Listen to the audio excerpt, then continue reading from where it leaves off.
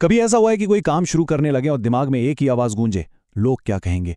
ये एक ऐसा सवाल है जिसका सामना हम सब ने कभी ना कभी किया है। तो आज हम इसी खौफ की तह तक जाएंगे और समझेंगे कि इससे कैसे निपटा जाए। सुनने में तो ये एक बहुत ही मासूम सा सवाल लगता है ना? लोग क्या सोचेंगे? मगर सच तो ये है कि इसके पीछे एक बहुत भारी बोझ छुपा है। ये वही आवाज़ है जो हमें अक्सर कुछ नया, कुछ अलग करने से पहले ही रोक लेती है। और बिल्कुल, ये खौफ एक अनदेखी जंजीर जैसा है जो हमारे पांव जकड़ लेती है। मिसाल के तौर पर कोई यूट्यूब चैनल शुरू करना चाहता है, लेकिन महीनों बल्कि सालों सिर्फ यही सोचता रहता है कि लोग क्या कहेंगे, कहीं मेरी वीडियोस का मजाक तो नहीं उड़ेगा, किसी ने पसंद ना किया तो चलें सबसे पहले ये समझने की कोशिश करते हैं कि आखिर दूसरों की राय का ये डर इतना आम क्यों है और ये हमारी जिंदगियों पर किस तरह असर डालता है। असल में ये खौफ हमारी रोज़मर्रा की ज़िंदगी में हर जगह नज़र आता है। ये हमें अपनी पसंद के कपड़े पहनने से रोकता है, वो बातें कहने से रोकता है जिन पर हम दिल से यकीन रखते हैं, और उन ख्वाबों के पीछे जाने से भी रोकता है जो हमने देखे होते हैं। सच पूछें तो ये हमारी इनफरादियत का एक खामोश कातिल है। अच्छा, तो अब सवाल ये है कि आखिर हम दूसरों की राय की इतनी परवाह करते ही क्यों हैं? क्या ये कोई नई चीज़ है? नहीं, बिल्कुल नहीं। इसका जवाब तो हमारी तारीख, हमारे इर्तिका में छुपा हुआ है। देखें, हमारे दिमाग दरअसल एक ऐसी दुनिया के लिए बने हैं जो अब है ही नहीं। जरा सोचें, हजारों साल पहले हमारे पुरखों का क्या हाल था। वो कबीलों में रहते थे। शिकार करना हो, रहने की जगह बनानी हो या जंगली जानवरों से बचना हो, ये सब कुछ मिलकर ही हो सकता था। अकेले रह जाने का मतलब था सीधा सीधा मौत। तो बस ग्रुप के साथ जुड़े रहना, ये हमारी बका की जिबलत का हिस्सा बन गया।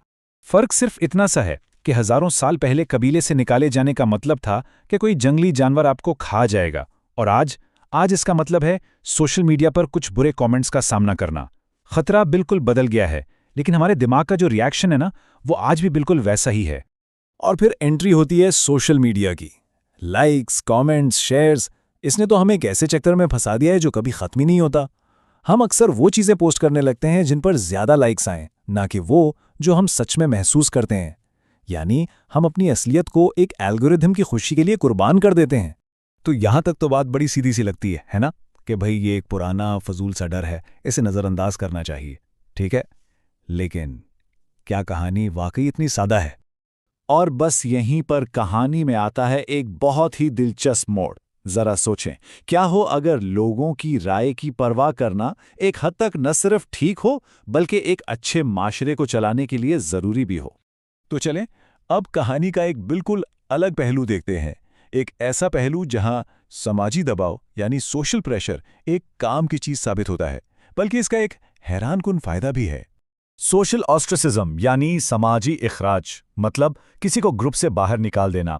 ये सुनने में तो हमेशा बुरा लगता है, लेकिन ये हमेशा मनफी नहीं होता। दरअसल ये एक ऐसा तरीका है जिससे कोई भी ग्रुप अपने असूलों को कायम रखता है और ये यकीनी बनाता है कि हर कोई अपनी जिम्मेदारी पूरी करे। स्टैनफोर्ड यूनिवर्सिटी की एक रिसर्च से बड़ी दिलचस्प बात सामने आई। उन्होंने देखा कि जिन ग्रुप्स के पास ये इख्तियार था कि वो सुस्त या खुदगर्ज लोगों को अपने ग्रुप से निकाल सकते हैं, वो ग्रुप्स ज़्यादा बेहतर तरीके से मिलकर काम करते थे। मतलब निकाले जाने का डर ही लोगों को एक दूसरे का साथ देने पर मजबूर करता है। इसकी मिसाल तो हम सब ने अपनी जिंदगी में देखी है।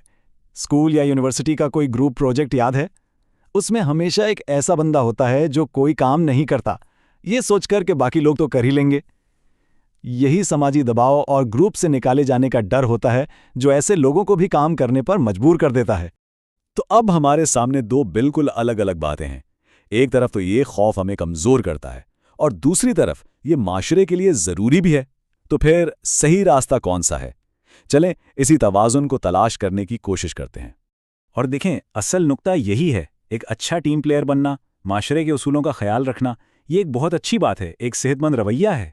लेकिन अपनी शख्सियत, अपने यकीन और अपने ख्वाबों को सिर्फ इसलिए बदल देना कि दूसरे हमें पसंद करें, ये एक गैर सेहतमंद खौफ है। और इसी बारीक सी लाइन को समझना सबसे ज़रूरी है। ये बात समझना बहुत ज़रूरी है कि किसी ग्रुप का हिस्सा बनने का मतलब ये हरगिज़ नहीं कि कोई अपनी इनफरादियत ही ख़त्म कर दे। एक ही शख्स एक अच्छा शहरी भी हो सकता है और साथ ही अपनी अलग पहचान भी रख सकता है। अच्छा, तो अब जब हमने मसले को अच्छी तरह समझ लिया है, तो सवाल ये उठता है कि इस खौफ की जंजीरों को आखिर तोड़ा कैसे जाए। चलें कुछ अमली तरीकों पर बात करते हैं। सबसे पहली बात तो यह है कि यह समझना होगा कि लोग हमारे बारे में इतना नहीं सोचते जितना हम खुद सोचते हैं। सच तो यह है कि ज़्यादातर लोग अपनी ही परेशानियों में मसरूफ़ हैं। दूसरी बात, हर किसी की राय को अहमियत देना छोड़ दें। और आखिर में ये याद रखें कि आज के दौर में अगर एक ग्रुप आपको कबूल नहीं करता तो कोई बात नहीं, दुनिया में और भी बहुत से लोग हैं जो आपको खुशी से कबूल करेंगे। ये एक बहुत गहरा सवाल है। सोचें जरा, अगर कोई अजनबी हमारे घर में घुसने की कोशिश करे तो हम उसे कभी नहीं आने देंगे, है ना? तो फिर हम अनजान लोगों को अपने दिमाग में, जो हमारी सबसे ज़ाती जगह है, उतनी आसानी से क्यों घुसने देते हैं? हमें अपनी ज़हनी जगह की भी उतनी ही हिफाजत करनी चाहिए। और इंटरनेट का एक मुस्बत पहलू भी है।